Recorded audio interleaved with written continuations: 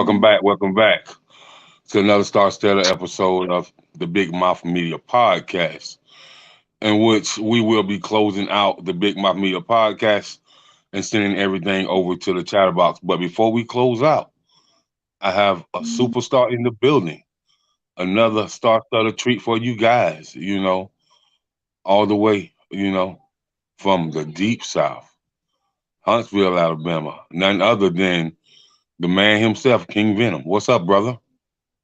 Man, all is well. Salute to you, bro. Thank you again for having us on your platform. Yes, man. Yes. Of course, man. So, for the people who don't know, man, go ahead and drop them jewels on who you are. Man, salute to everybody who don't know me quite yet. Salute to everybody that's been rocking with me. It's your player partner, King Venom, President and CEO of Theta Boy Ent, holding the 10 toes down for the Mississippi movement. Theta Boy Ent, Third Eye Empire, Third Eye Empire Investment Group. Man, salute, man. We've been doing this, you know what I'm saying, repping Baby LA, Laurel, Mississippi, since the birth of me and all the way to the death of me, man. It don't matter if we in Alabama, it don't matter if we in Florida, it don't matter if we in New York, you know what I'm saying? I'm gonna keep it true to the soil. Hey, man, he said he keep it true to the soil. That's what I'm talking about, man. That's that's that's trunk bumping. That's window tinted thumping. That's down south cruising rolls, flip flop, candy paint. That's space age pimping, and just in a nutshell who he is. So for the target market audience that you're trying to reach, and people pitching you to other sources of the entertainment industry, the entertainment industry is big, man. For people who pitching you to other genres of music, and just want you to cross over a little bit. So when somebody say, "Who is King Venom?" Who would you say you are? Indeed. When I what I would say to that person, I would say I am my grandfather's son. You feel me? As far as like the type of music that you're gonna get from me, you're gonna get literally my life. You know what I'm saying? Music is my release therapy. You know what I'm talking about?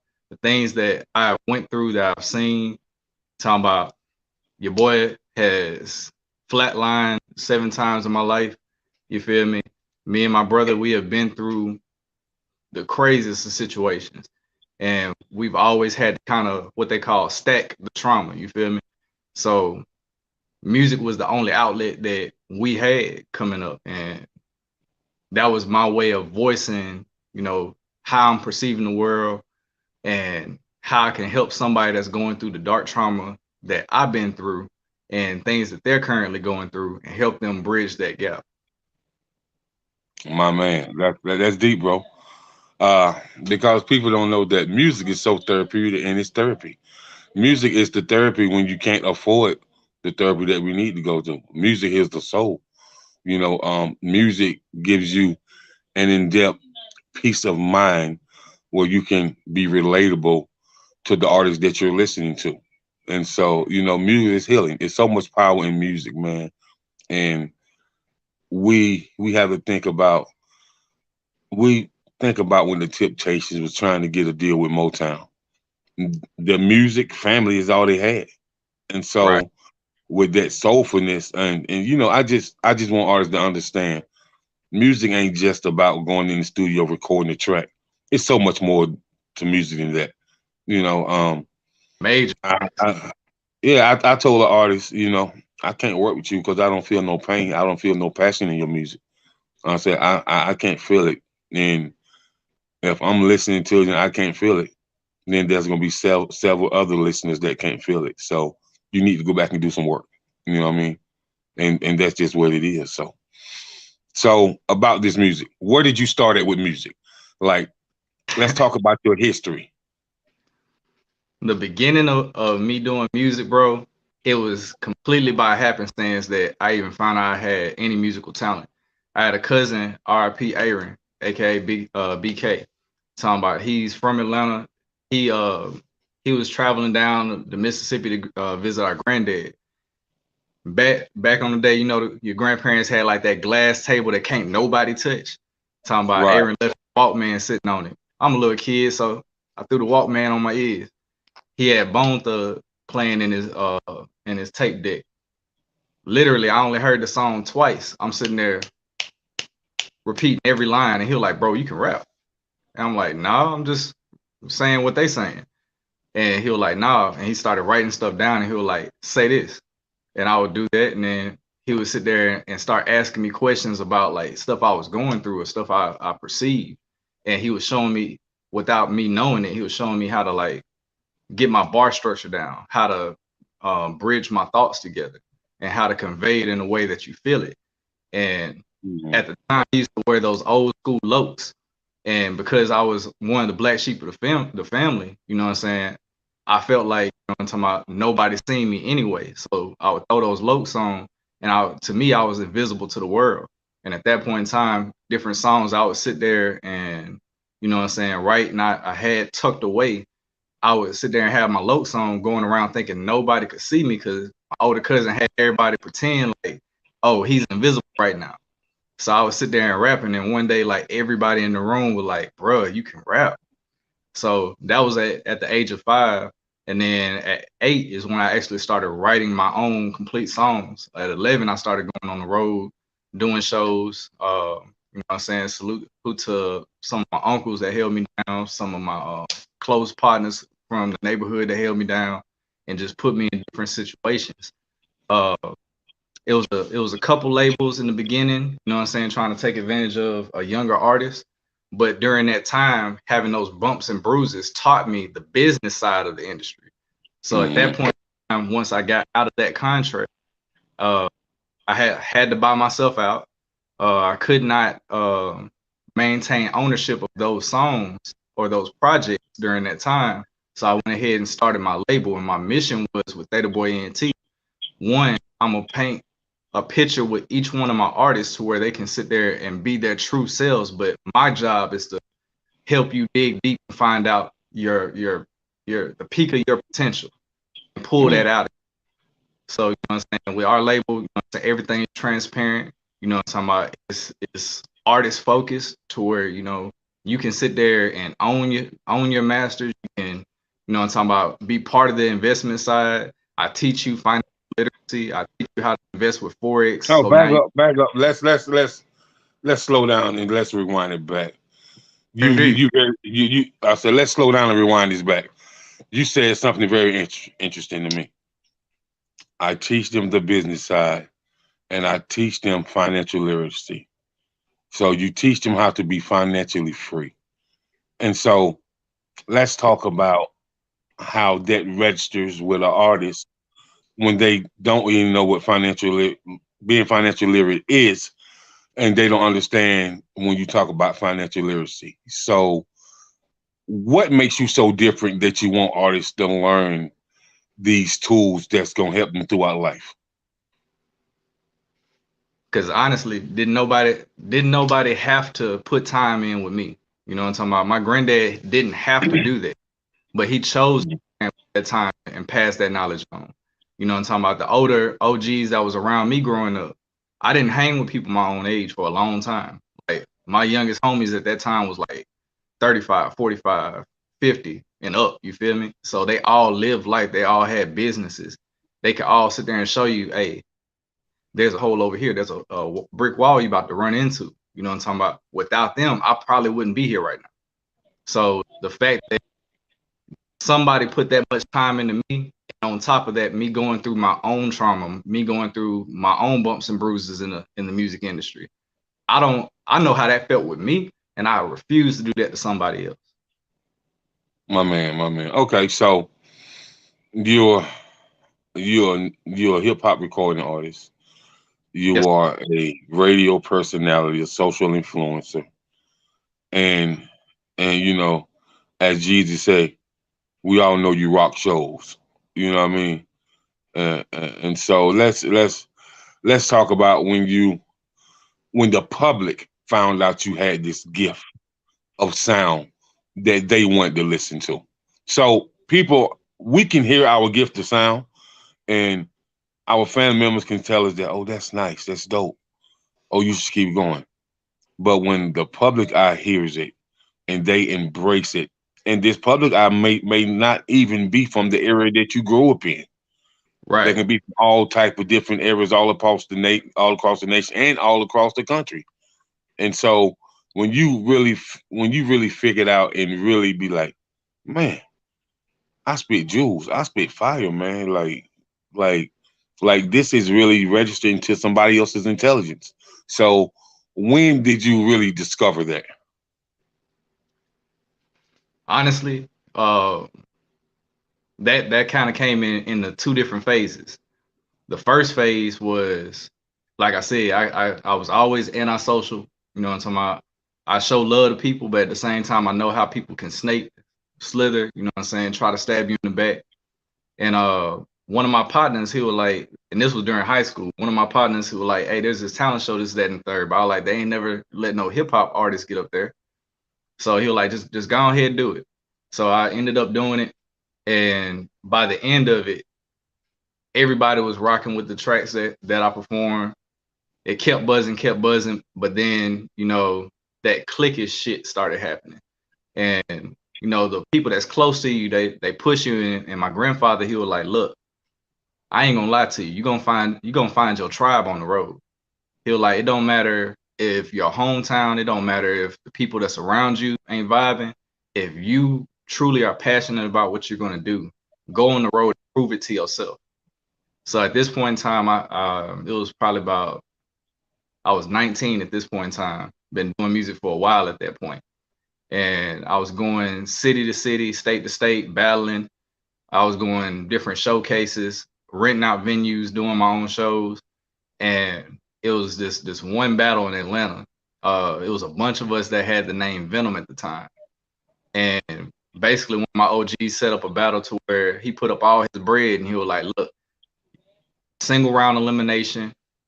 Whoever, you know, make it towards the end, you get to keep the name and you get to keep the bread. 28 people later, I was crowned King Venom. So it's just the reaction I get on the road. You know what I'm talking about? When I get people that come to me at the end of the show and they got tears in their eyes talking about how my music felt like they had an older brother, or that partner that just pulled them to the side and was like, "You not alone," type shit. The wildest situation, I was sitting there getting off stage and this guy ran up to me and he was like, "Hey, my girlfriend love your music. You gotta speak with her. You gotta talk to her." And at this point in time, like, he's getting so excited, like it just made me like kind of weird out. So I was like, all right, cool, you know what I'm saying? I'll chop it up, this, that, and third. End up being, bro, talking about she was suicidal, bro. And the fact that I had went through a stage where I was even in that same position, I made music about it. Before she sat there and took her life, she played, hey, like 3 of my songs. And by the time the third song was about to wrap up, her boyfriend came through the door and they was able to talk about the situation. And like, her boyfriend was sitting there telling me that the fact that she was listening to my music saved her life long enough so he could get there to protect her for the rest of her life. The fact that people have a connection like that and was open enough to express that and show me that love, that let me know, you know what I'm talking about? It's people that's out here that's really passionate. You know what I'm saying? I got homeboys and OGs that, you know, died believing in me. You feel me? I can't stop. I'm not doing it for me. And now that I got children, you know what I'm saying? Now that I got a family, you know what I'm talking about? I can't stop. It's for the generations to come.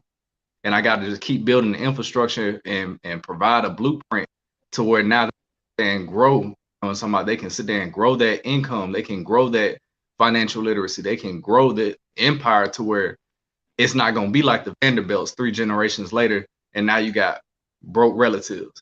At this point in time, when it keeps building, now the whole family is straight breaking that generational curse. Man, listen, man. You know, people ask me why I go so hard.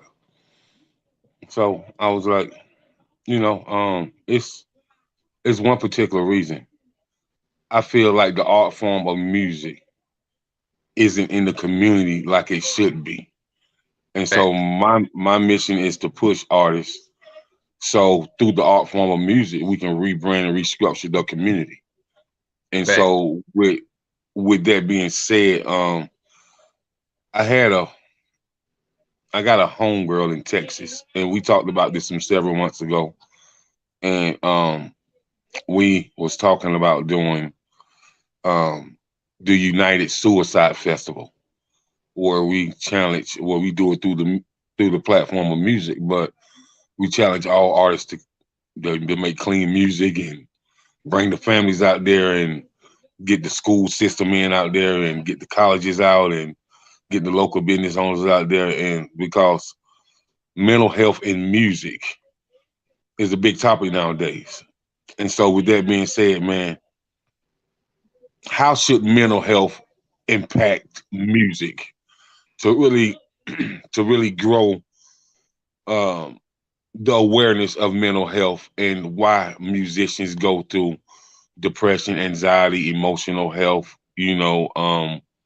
spiritual disbarment? Like, if you can speak on that a little bit. Indeed. Personally, my personal opinion, people can take it how they want to, but my personal opinion is, as an artist, you should be truthful. You feel me? That's why a lot of people in this music industry get depressed, because they're putting up this false bravado, they're putting up this false persona, and that's why their soul is depressed, literally depressed, because that weight of that personality that's not you. You know what I'm talking about? I'm perfectly fine sitting there telling the world, you know what I'm saying, what I feel like my flaws are, what I feel like I'm going through. Yeah, you know what I'm saying, I still feel pain, this, that, and the third. Why? Because I'm constantly working on self, and on top of that, I know self. You feel me? Mm. You have to understand and understand who you are, where you come from, and where you're trying to take the next generation. And that's why I tell my artists, don't ever sit there and try to put yourself in a box. Show all of you. If you got a goofy side, hell, I'm goofy as fuck. I'm laid back as hell. I'm antisocial as hell. One of my first nicknames when I was younger was C4. You know what I'm saying? Because I was super calm. You know what I'm saying? I was chill around everybody, but at the same time, if you fuck with somebody I love, that's when it turned up. But I had that foundation from my grandfather and know of our tribe and know the fact that we're magi. So we have to sit there and kind of be like that chalk in a filled room. You can't be the person that's, the loudest person in the room. Your presence, your aura that comes before you will rub off on people. So I think us as artists, we have to be, like I said, more transparent. I'm talking about more accepting of the fact that, yes, as a man, we have to be those providers. Yes, as men, we have to be strong. But at the same time, you feel shit too. I don't care how gangster you think you is. The realest gangster out there go through shit too. And on top of that, you have to know who you are as a man. There's a lot of people that, I don't care how old they are, they're still boys in the mind. There's a lot of women that's out there that still girls in the mind. And they're and both are breeding, you know what I'm saying, generations of people who are lacking the awareness of what it takes to be an adult in this world. Woo, man, look at here. Oof. Listen. Wow. Hey, man, listen, man. So, so that's more than enough jewels that you just dropped. You dropped jewels for the people in the front of the church, in the middle of the church, in the back of the church, and the old man outside sitting on his Cadillac, taking, puffing a cigarette while he hearing the pastor preach. Yeah, yeah.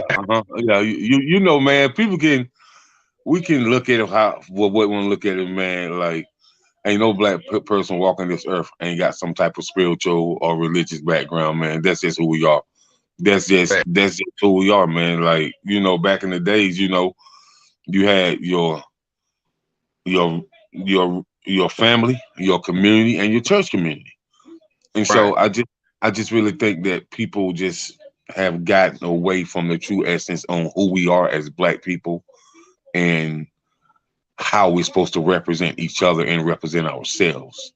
And so through your art form of music, man, tell me about some of the projects that you have out, man. And I see you got a few mixtapes. I see you got artists up under your label. So let's talk about you as an artist first, and then we'll go into how you built the infrastructure of your label. Indeed. The first album that I dropped since I started my label was the Loyalty series, Loyalty Volume 1. I don't even give promotion to the projects before, you know what I'm saying? Especially since they tried to sit there and screw me out of ownership. My grandfather always told me, anything that you do, put the work in, build the infrastructure, and make sure that you own that intellectual property. And I had to learn that lesson the hard way. Let's But back to ho. Listen now, you just hit me something that my man Dame Dash be talking about, Jay-Z be talking about it, Timbaland be talking about. Explain to artists what their intellectual properties mean when it comes to you being a musician or being an artist or being a label owner. So how far, excuse me, does the intellectual property go to protecting your asset, which is your voice, which are your jewels that move people? indeed, what a lot of artists don't sit there and see, again, this is the business. I'm sorry, this is the music business, first and foremost, before it even gets to the art. You know what I'm talking about? You have to understand the business side. They can sit there and own your intellectual property in perpetuity, meaning forever, generations to come. If you're not looking on that 30th page of the contract, fine print, subsection, I don't even know what the number is. They gonna try to stick that in there. They can sit there and hold your accounts. They can sit there, hold your likeness. They can hold so many different things. If you are an artist, invest in yourself. Put your money where your mouth is. I don't care if it is little scrapes changes that you stacking up. You know what I'm talking about? Sit there, make sure that you got your paperwork together. Make sure that you got your BMI, your ASCAP. Make sure that you are registering your work. Make sure that you are understanding the fact that you're going to need your own entertainment lawyer outside of the label. Because if you are getting the label's lawyer, that's a conflict of interest. They're hired first by that label, so they're going to protect the label's assets first. They're going to protect the label interests first. So you need somebody and need a team around you, because you're not going to do it by yourself. Shout out Queen Kaylee Sidris. Shout out Queen S.T.A.R. Shout out RedZone Reaper. Shout out Lavish Max. Shout out Kamo-Slimm. Shout out TBE Draco. Talking about my team, they definitely hold me down. They show me love. You know what I'm talking about? If there's something fishy in the air, they're gonna let me know. Hey, you know what I'm talking about? You might want to double check that. If I could sit there and say a bar, 5, 10 levels harder, they're gonna pull me to the side. Hey, you know what I'm saying? The way you said is fire, but you need to sit there and do this. Or if it's trash, they're gonna be like, hey, bro, you need to go back to the writing board. You need that team that's gonna sit there and be able to tell you the truth.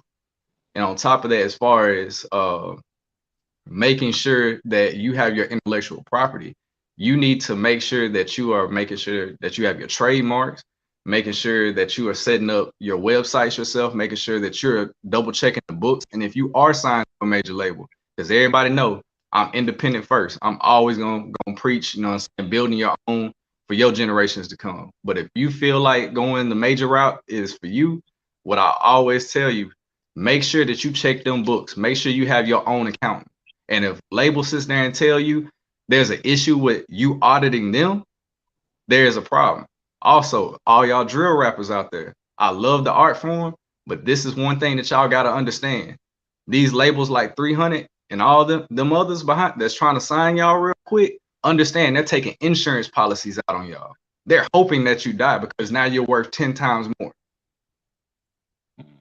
You're right, absolutely. And so let's go back in intellectual property. So Spotify, iTunes, Tidal, Deezer, Amazon Music, Automatic, SoundCloud, Bandcamp.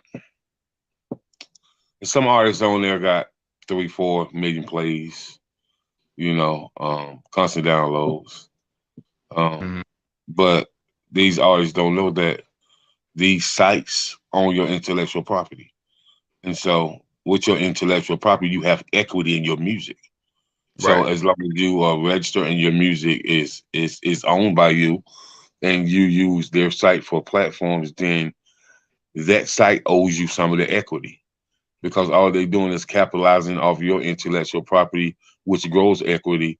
And so artists really need to understand how this game works. They really need to understand that the equity in music is worth is worth so much more than just your song. You know, it's like when they tell you ownership in your house, and you've been in this house for 25 years, and you got hundreds and thousands of dollars in equity in the house, but some people never even touch the equity in the house because they don't research, they don't know anything about it. So it's a lot of equity in the music as well. And so, you know, I just tell artists to tap into that side of the business and get some infrastructure. So even though an artist may be signed with a label, they still need to have like King Venom LLC, you know what I mean? Or whatever your, it's good to have a company LLC, but if you put a LLC under your birthright, you know it's worth so much more than a company, man. A whole hell of a lot more than a company.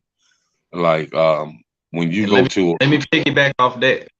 Talking about on top of having your multiple LLCs, because you need an LLC if you're a label owner or artist. You need an LLC for your label.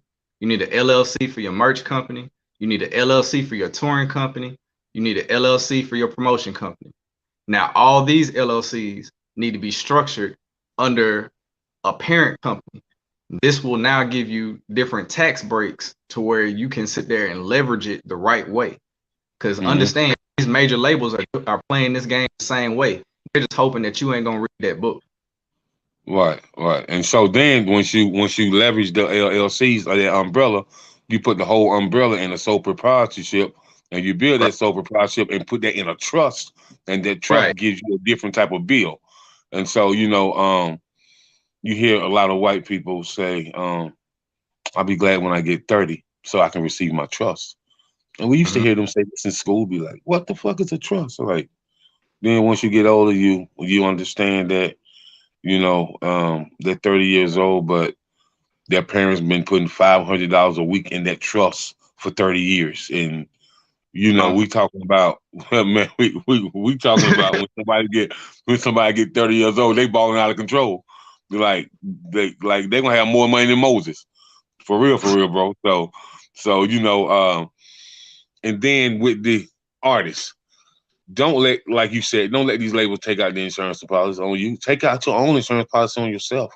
This only because if you're an artist that started, say you started rapping when you was 18 and now you're 32, 33, and say you took up insurance policy out when you was 20, and you haven't touched it. So there's so much cash value in that insurance policy for you to start multiple businesses with that cash value and be able to fund the businesses.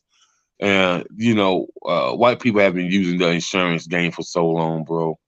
And and you know, they've been using the Future Farmers of America, the Future Home Builders of America, FFA, FHA, you know, FDA, Future Designers of America, like everything, bro. They just use everything they can because it's so much grant money in each of those organizations, you know. And then just like whatever area you're from, tap in with your city councilman and your mayor and your and Department of Education, and like, because it's so much money that goes through our little small towns or our major cities that's owed to people who have LLCs, but nobody goes to the city council or the county council or the school board meetings to find out what they can get. So therefore, the black and brown people have always constantly missed out. You know what I mean? So we definitely got to tap in a little bit more. And you did say something. You have an investment company as well. Yes, sir. Third Eye Empire Investment Group. It's a company. I say about 3 years ago, almost 4 years ago, I started the process of learning how to trade foreign exchange off my phone. And I was part of a group back then, and then I noticed the only thing that they were doing was just, sending out signals. So since I was paying this money every month for my different mentors, and we had a library, I sat there, hand wrote everything. You feel me? So I made my own financial literacy library. And from that point, I started gathering all the resources, and I started paying additional money to different mentors Shout out to David Amitier, one of the first multi-millionaires, first multi-black millionaires in the foreign exchange game, as well as the network marketing game, and just took time out to really learn, what it meant to be financially literate. I'm sorry, financially literate. But once I broke off from that group, I went ahead and my whole mission was to help provide resources for our community. No matter, what part of the Black diaspora, the African diaspora that you are, we all have different issues that's at the forefront of our mind, but the root cause of all these issues is resources, right? So if I can sit there and teach you how to trade a penny on this trade and turn it to $3, a dime on this trade and turn it to 30, $3 on this trade, turn it to 300. If I can sit there and show you how to do that, you know what I'm talking about, whatever your issue is, whatever it is that's your passion, your divine purpose on your heart. Now you, instead of having to go, hey, can I make this loan? Hey, can I get this money? We can sit there and go do that. We can make that power play. You know what I'm saying? You got 10 people around you and all y'all part of the team and all y'all investing properly. Now y'all have a movement that nobody can shut down. Because that's the first thing that they try to do with our movements. They try to take the resources away. They try to assassinate the leaders. They try to move us out the way to where now the younger generation will be lost. And we're seeing the product of that. Okay. So I definitely want to learn more about it, off camera we'll build. And I definitely want to learn more about your investments and stuff like that, and just learn about the legalities of understanding investments and understand how they move and understand how to watch the market and all the above, man. And so, is that something that you teach your artists as well? Indeed. The ones that are open to it, I teach them about it, and then the ones that still ain't quite grasping the fact of investing in that manner, because again, this is a paradigm shift, right? So these different boxes that society put around our mind will only allow us to see but so far. So you just got to keep showing different people the light until it click for them. But it clicks to different people in different ways. But I always teach them about it. I always teach them about real estate, teach them about the Forex market, teach them about the stock market, teach them about, instead of you popping bottles all the time, it's cool, you know what I'm saying? It's cool to drink in moderation how you want to, but at the same time, if I go to the club, if I'm gonna pop Hennessy, if I'm gonna pop Ace of Spades, if I'm gonna pop whatever, I'm gonna own part of that. You know what I'm talking about? That's Every what I'm time I'm there watching everybody sit there and popping them bottles, I'm counting in my mind. Yep, that's going to my bank account. Yep, that's going to my. That's gonna be for promo. So right. instead of sitting there pleading our resources, why not sit there and turn the biggest consumer base? Because we are super consumers by nature, by birthright, by the melanin in our skin. Because first of all, for a gram of melanin that's in your skin, that's over $3,000. That's why they sitting there want you to be a organ donor so bad. You know what I'm talking about? African American organs on the black market is one of the highest things. You know what I'm talking about? Don't believe me? They can do their research. But it's a big dollar business. Exactly. And if you understand the fact of the melanin in your skin is so important, why it's important? Why? Because dark matter in the universe contains melanin. That sperm that comes out, the shell of that sperm is melanin. You know what I'm talking about? The fact that you are able to process sunlight the way you do, and it comes out in the aura that you present. The foods that you put in your body, it's going to come out in your music. It's going to come out in your investments. It's going to come out in the things that you manifest. When you're able to understand that ye are God, when you can understand your connection to the source code, when you can understand your connection to the higher self, you move a different way. And it's not saying that anybody's more righteous than the next. It's just about knowledge of self and being able to stand on a foundation. Yes, sir. Yes, sir. So, with that being said, man, you put out some projects. You started your own label. So, how did you come up with the name of your label? Indeed. My granddad, he sat me in the corner when I was recording, and he asked me, like, what was your goal? And I told him I wanted to be a great songwriter. He said, first and foremost, understand that you're going to have to go through some of the worst pain, the worst trials to be able to connect with people in the way that you want to connect with them in music. And he was like, I need you to do research. So he put me on our different scrolls within our tribe, which talked about the frequency of 369 and the connection of the universe. And that led me to researching different frequencies that our brains emit. And our brains emit, when we're in deep learning or deep rest, our brains emit these theta waves. And if you understand how to record in harmony with those theta waves, not only does the music resonate in your mind, but it also resonates in how how you walk within your life. So I felt like if I'm going to sit there and be making this music to help people through the trials that they're going through, trials that and struggles that they have on themselves, then I need a name for my label that's going to sit there and carry that. And when I went to college, we started a fraternal organization, Theta Rho Sigma, to help young Black men and young Black women transition from the street life to understanding, you can go to college, you can shape your mind how you need to. And not only that, when you're going through that process, you have a safe haven with us to where you can be true to yourself, where you can find your tribe, where you can find where you really come from. And instead of letting somebody control the shape and the mode of your mind, you are now forming it how you want to form it. So that's where Theta Boy Ent came from.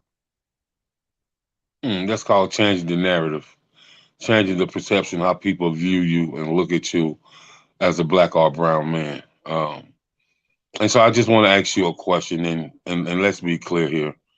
And this is a question of substance. Are you sure that you belong in this generation? Honestly, And ask me why I asked you that. And when you answer the question, follow up with your question, and ask me why you asked me that. So this is going to be a part of your interview process to interview me. indeed. So honestly, growing up, I always questioned. I sat there and said, I don't feel like I belong. I don't feel like, I'm talking about, I click with different people well. I don't feel like what is considered the norm nowadays is where I belong. This is that and third. And then as I started becoming more into my manhood, understanding who I was and comfortable with who I am, my grandfather finally pulled me to the side and he was like, now you got it. And I was like, what do you mean? And he was like, you're not meant to go along with the flow of what society is doing. You're not meant to, quote unquote, just do what everybody is expecting. You're meant to go against the grain. You're meant to stand out and be true to who you are, because that's going to be a beacon to other people in the darkness. So that's personally how I feel. In the past, I used to question it a lot, but now I feel like I understand what my divine purpose is. Now, I would love to know, like, what turned the wheels in your mind? Like, what brought that question to the forefront? Okay, that question to the forefront for me is some people that you meet along the earth, and while you're on the earth and you working in God's venue, you meet people and you be like, this person must have been here before in another life and they don't know about it. Only because the perception of their intellect is so high end. So I'm pretty sure when they're in their deepest hour, when they're in their peaceful space, they really think about how could my intellect register on something that serious when I haven't been through it, but I can still break synopsis down to help somebody else that's going through it right now. That's why I asked you that. Indeed, that's what my tribe called ancestral downloading, right? Okay. Now, again, I was initially raised in a church home. Half of my family was Islamic, so I spent both of those sides. But as I connected more with my tribe, I understand more of my African spirituality. I salute to all paths to peace. I salute to all schools of thought, because there's something to be learned from each one of them. But the more I find that I went further back and got closer to the origin of where my family came from, the origin of the people that are still living to this day who are nomadic and are still teaching the theology of alchemy, that's still teaching how the universe and how the stars influence us, that are still teaching the fact that everything that happens in the cosmos still happen on the subatomic and the micro scale. So we understand the correlation, and we know how our different actions affect everything around us. So honestly, it's just always been about reaching back and understanding the foundation my grandfather put for me, because again, he didn't have to sit there and put that same type of time into me that he did. He didn't have to sit there and pull me to the side when he saw me about to jump off a cliff and do some crash dummy shit. He was really putting that energy, and all his partners around him was pouring energy into me. And I never understood that at a young age. But as I started getting older, and it's people coming up, what up, what up, OG? And they was seeing, I guess, the reckless side at my younger times, and they was emulating that. I started to see how that was spilling off. And like I said, there's a time and a place for everything. I'm extremely militant. I'm extremely for my people. There's a such thing called a BIE list, Black Identity Extremist list. People try to label me as that. All I'm trying to do is sit there and put resources out for our community and help our community. They don't want that. It's cool. I don't care what they want. I know what I want for my community. I know what I want for the generations to come. But my thing is just trying to be an example for not only my children to follow, but those that they influence, those that hear my voice. A part of their soul has to resonate with these pillars that our ancestors laid before us. Why? Because when we stayed on those pillars, when we stayed within our culture, when we sat there and was building the way we built, couldn't nothing stop us. It was the moment that we started becoming influenced by outside influences, by outside cultures, by outside forces. And by all means, have love for those that are around you. Have love for your neighbor. But at the same time, have love for self first. Right. And so it's funny you say that, man, because that even goes back to the music form. I was in a meeting this past Saturday with 424, and shout out to the 424 label. And they was like, man, I need you to develop these artists. And so I asked the artists, I said, do you know how you can get your music out to the masses? And they was like, well, social media. I said, no, not even. I said, you first have to learn, think, then teach. Facts. You learn it. You learn it first, and you let it go through a thought process or what we call an internal intellectual wave, and so you can constantly think about it. And so once you constantly think about it, it registers with you in a different light, and then you're able to teach it. And so through the art form of music, you should be a teacher. I said, if you look at somebody like a Karis One, somebody like a Rakim, somebody like a Big Daddy Kane, somebody like a Nas, or somebody like leaders of New School, Dead Prayers. You look at somebody like that. Those guys teach. It's not about going and just getting in the booth and spitting something. It's about them elevating your intellect through their music. Like, so if they feel like they can uplift you, elevate you, or embrace you to a different height, then they don't feel like they should be doing music. And so I can appreciate the dialogue, that we're having tonight, because I can see it's deeper than music with you. Music is just a tool that you use to reach a certain level of people, but at the same time, you have other things, that personally, that if you can register and get 5 minutes of a person's time, then you can elevate their mind to a new height. And so I can appreciate that from you. So, and I must say this, I've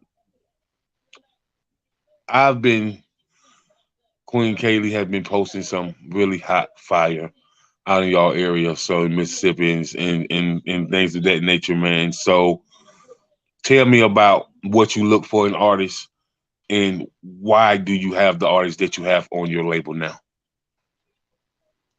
Honestly, the thing is, as far as looking for an artist, I've never looked for an artist. It's always Okay.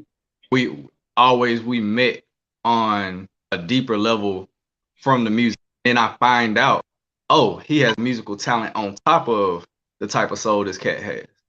He or she has this aura about what they're talking about. They have that substance. And it's just a matter of, being able to connect that bridge, those two land masses. Okay. RedZone Reaper, that's my younger brother. Love him to death. You know what I'm talking about? He's always had my back. Anytime I've ever been in the studio from the time I first started, he was right there. And as I'm writing, he was writing. But I just thought he was, right, because my bro, he has a way with words like none other. And he would sit there and write different essays and different poems all the time, but never would say them out loud. And I was one song back on Loyalty Volume 1 called Fight Music. And he was 15 and he was like, bro, I'm ready. And I'm like, ready for what? He was like, I'm ready to do my verse. I had just finished writing both of my verses and was about to write my third verse. And he was like, I already got the scene ready to go. Put him on the mic. One take, Jake. And the way we record is like Pac did back in the day. Talking about if you can't sit there and record your verse from start to finish, we starting back over.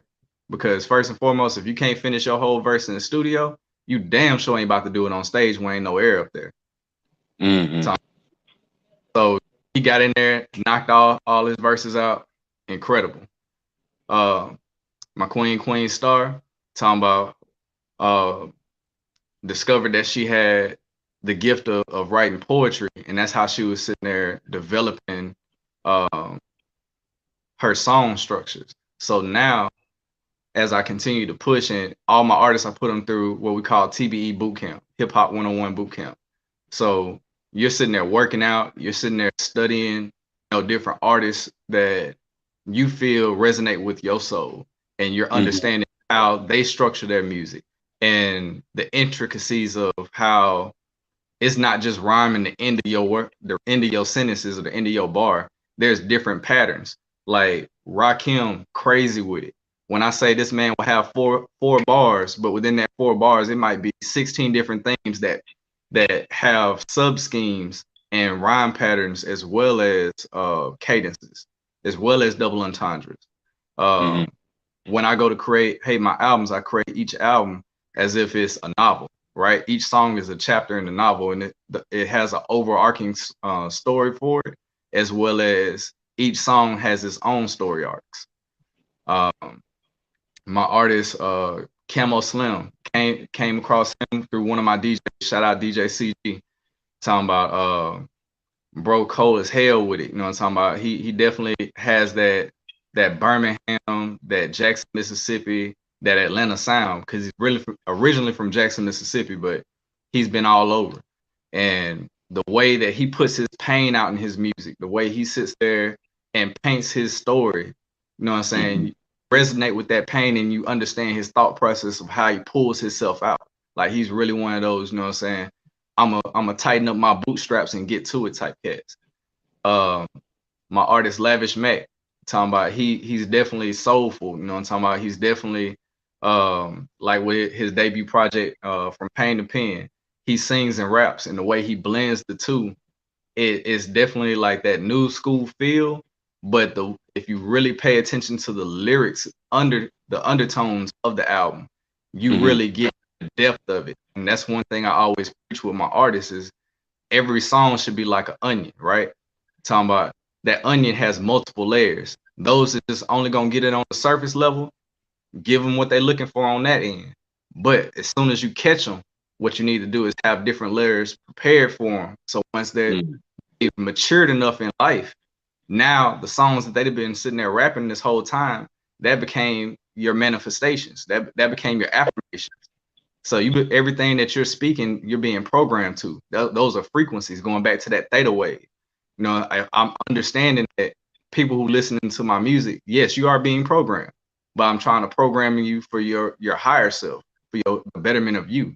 Now you sit there and turn to your favorite radio station. What are they trying to program you for? And that ties into my youngest artist, TBE Draco. He's originally from out here at Huntsville, Alabama. Talking about he came up listening to like NBA YoungBoy, all the drill music, and you know it started to come out within his nature. But at the same time, the more time we put in, the more time we talk with him, come to find out this young cat is hyper intelligent. This young cat processes life at the blink of an eye. He processes all this, knows the outcomes of what's going to happen, and he's weighing all these options.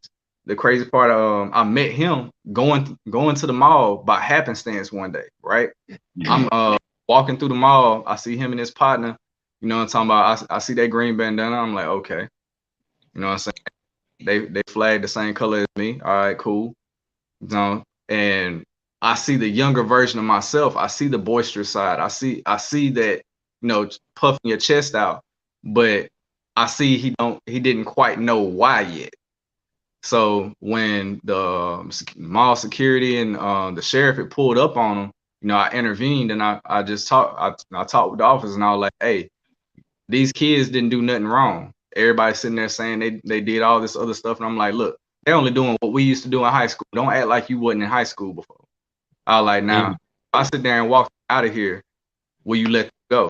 Officer said, yeah. So we walked out, and I'm just happy that, you know what I'm saying, I was able to get them to their bus stop. You know what I'm saying? I'm about to pull out of the parking lot, and some just told me, you know what I'm saying, give him my phone number. And he was like, hey, I rap. You know what I'm saying? This is that and the third. I said, well, shit, when you ready, just hit me up. 2 months later, out the blue, he called me. He came to the studio, and this kid has some of the craziest cadences. Like the project that he's developing for his debut project is gonna be crazy as hell when it drops. I'm extremely proud of all of my artists. Okay. Well, you know, shout out to you, your label, your artists, and just shout out to you being a community innovator, man, and just a representative of the black and brown men that not only talk with substance and speak about substance, but actually live it. And just let me tap in with me, man, because I would like to really interview some of your artists and get them on the platform. And I like to, you know, see what their thought process is, man. You know, because I'm a person of intellect. You know, even when it comes to relationship with women, if their intellect is not sexy, nah. Facts. I can't, Assets over liability. yeah, I can't do it, bro. So, you know, I tell people, man, yeah, the intellect gotta be sexy, and I gotta love her spiritually too. If I can't be in love with her spiritually, then the physical and the emotional part not gonna work anyway. You know what I mean?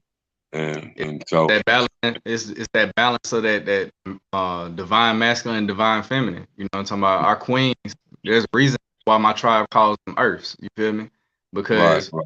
we live, breathe, and create on this earth, right?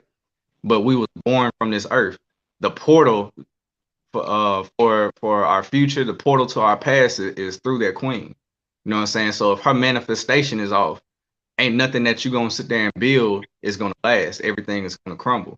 My grandfather always sat there and told me, choose your mate, choose your fate. Oh, the woman that's beside you is either gonna be the wind beneath your wings or the anchor that drowns you. So I took that to heart. Yeah, that's definitely a jewel that you definitely should take with you and should take heed to it. So, but yeah, man, I just want to really thank you for giving me a chance to really get to know you. You know what I'm saying? I see you all over, and I see you interviewing people, and you know, I see you putting out those, you know, messages that we need to hear, especially, you know, going through this pandemic, and it seems like it's about to open back up again, and you know, we need that upliftment, and we need that sense of urgency to be like, oh yeah, we gonna be all right. So I really appreciate the messages that you put out, man, and you know, I definitely want to salute you for coming through. I want to salute you and your whole team. I want to salute Independent Chicks Radio. That's www.independentchicksentertainment.com. Salute to them. Salute to her. and salute to her for just embracing everybody who's trying to put together a body of work and just trying to be heard. And Kaylee, she did the first, you know, music and food truck festival. That was her first one, and from what I see, it was phenomenal, man. And I just want to tell her to keep pushing through. Just keep pushing, keep grinding, and just keep that mindset, that you have to really interact your place of peace with the art form of music. I think that's wonderful. So I can salute that. So, but yeah, King, man, tell them where they can reach you at. Tell them how they can get in contact with you, and tell them what you got coming up. Indeed, indeed. But first, before I even put on for myself, piggybacking off what you said, man, salute to Queen Kaylee Sidris. I've been rocking with her ever since college. That is a upstanding queen. When I say what she's doing for the independent music industry is what she does every day in real life. From the time I met her in college, 100, always staying 10 toes down, always sitting there, you know what I'm saying, trying to put for our community, trying to sit there and make the greater community as a whole better. You know what I'm talking about? Like, I can't say enough great words for her because her aura speaks for itself. Look at all the people that's connected. Look at all the people who are being blessed by the overflow of this queen. I'm saying this is only just the beginning. Salute, queen. Salute. Absolutely. But most definitely they can find me, you know what I'm saying, on Facebook, Theta Boy Ent. That's our music page. You can tap in personally. Check me on my government page, man. Chris Fowler, parentheses, King Venom. IG, Real King Venom. Twitter, King Venom 87. You can find Loyalty Volume 1 through 3 and our Social Stoner Volume 1, The Lost Tribe. You can find them on all streaming platforms. As we was talking about intellectual property earlier, I'm a person, CDs ain't dead, you feel me? It's just a lot of y'all just scared to get out there and hustle. You know what I'm talking about? Own your shit. You know what I'm talking about? Don't be scared. You know what I'm saying? Shake hands, kiss babies, tap aura with your fans, you feel me? And they're not fans, they're supporters. They're people that's really, really bridging that gap for you to do what you're doing in life. You can also tap in with our merch. You can go to teespring.com/store/theta-boy-ent. You can get all our merch. We actually about to have a winter line about to come out, so tap in with us. We're gonna have the sweatsuits for you. Talking about we got the tees. I'm talking about premium material. We have it to you, no problems. And if you have any size issues, we got great customer service. We'll hit you back ASAP, get everything knocked out the way for you. But like I said, man, you can catch us on all streaming platforms. If you want to get in contact with me for podcast interviews, studio sessions, Forex mentorship, y'all can hit my personal line up, 256-288-4075. We do business direct. You can tap in with me on my email, thetaboyentceo@gmail.com for all features. If you're an artist that's really about your passion, if you really, you know what I'm saying, about the craft of MCing, hit me up. Talking about we'll definitely do business. We'll do it the right way. All right. You heard it first, man. And just to piggyback off him, what he said, business is business, man. Closed mouth don't get fed and slow feet don't eat. You better believe that for sure. And so I just want to thank the King Venom, coming through and just blessing us with a lot of jewels, more than music. And, this is the Big Mouth Media last day on live. I'll be moving everything over to the chatterbox with King Jacob because the chatterbox has got, appreciate it, got so much traction. And man, I just want to thank you for coming through, and I'll be in touch with you this weekend. And man, we're gonna build, and because I would like to come to your area, man, and just do some behind the scenes interviews, man, and just do a round table with a plethora of artists. And so we can just chop it up about the music industry, and put that sizzle, that trailing reel together, and just, the hip hop round table, and pitch that thing to HBO. Yeah, I'm about that work, bro. Sure. Let's go, man. Let's pitch the HBO. You know what I'm talking about? Let's pitch it the Netflix. Let's pitch it the Hulu. Hey, we're gonna get that check, bro. Let's go ahead and get this, man. Yes, sir. So Peace out, blessings, and we'll chop it up, bro. Indeed, King. Blessings. Ashe. Blessings.